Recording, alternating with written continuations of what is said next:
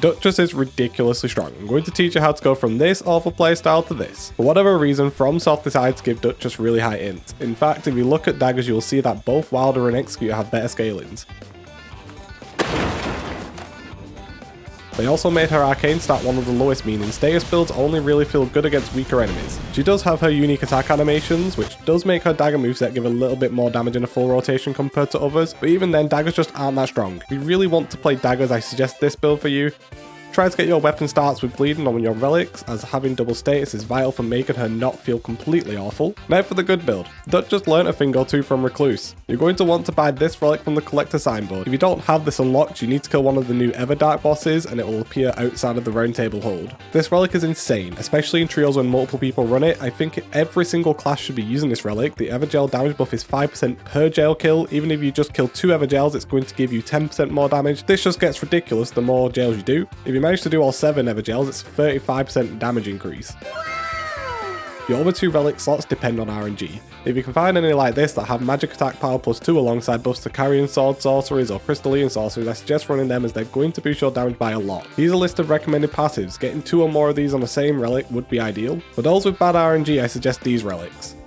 Knight of Miasma helps a lot for the early game before we get a good staff, especially good for solo runs where we can't have our teammates cover our weakness. To get this, you need to have killed Caligo. This is what I would run if best in slot relics were easy to come by, just in case you have insane RNG and want something to aim for. The Caligo Frost relic is non-negotiable in solo runs. The Frost damage plus invis does way too much damage for our early game, and late game going invis from a Frost proc allows us to fully charge a handful of really strong spells such as Shattering Crystal. In trios, Frost is still a good pickup, but not as required. Giving the team 20% damage increase while the debuff is up is really strong, plus giving us an option outside spells while we're reserving our FP is also nice. Rises are our bread and butter. When it comes to Duchess, not only do these drop our best spells way too often, they also drop countless Starlight Shards.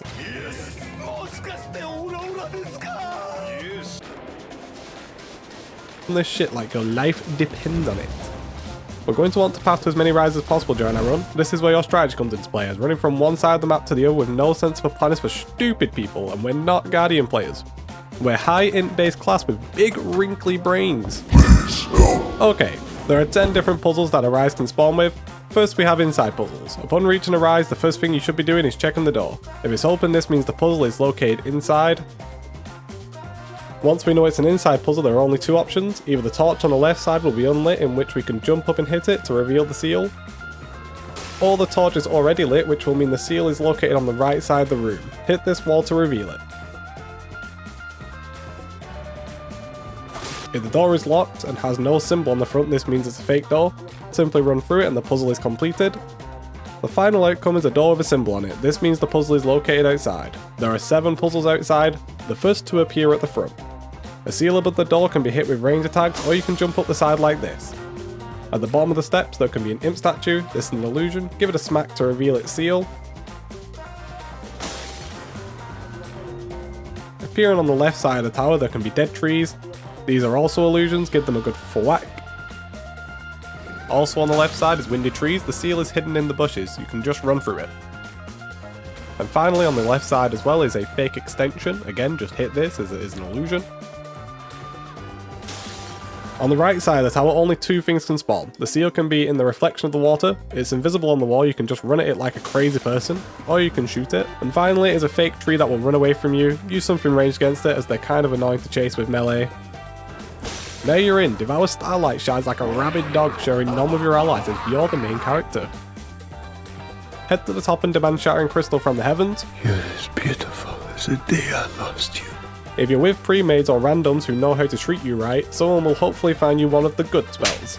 This is the spells we want, rated factually, and anyone who disagrees is wrong. Now we're not a stinky dagger class, this is where the fun begins. Get into a mine and upgrade your staff to purple.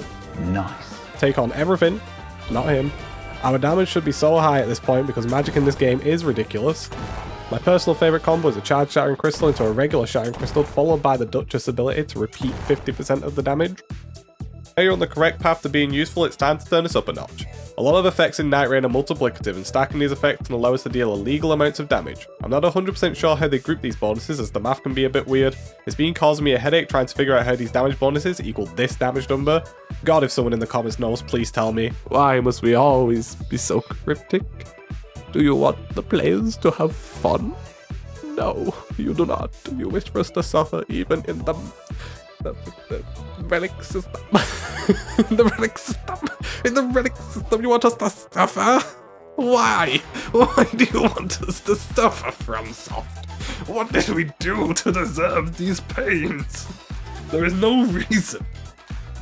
You listen to me, FromSoft. You tell me right now if these numbers stack correctly, because it is not adding up. Due to FromSlop being cryptic, just assume that most things are multiplicative, because the values we are getting are too big for them to be additive. I'm also pretty sure that the damage buff from the Evergel buff is multiplicative with itself, and potentially multiplicative with other damage buffs. This means the Evergel relic is actually providing us individual 5% attack buffs, which is ridiculously overpowered. I know for certain that this stacks with itself, meaning our total value from the Evergel relic, if you do all 7, is more like 40% damage increase compared to 35%. For equipment, look for these effects to boost our damage even further. I personally will drop everything for a tasty damage buff, because the greatest defense is a dead boss. If you have your offhand weapon free, these effects are very potent. We are pretty much walking most of the time when we're casting, so these effects are insane on us too.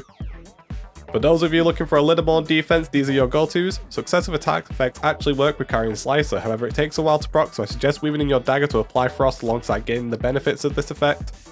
If you have any suggestions for future videos, please leave me a comment. I highly value your feedback and I aim to bring you the best content I can make.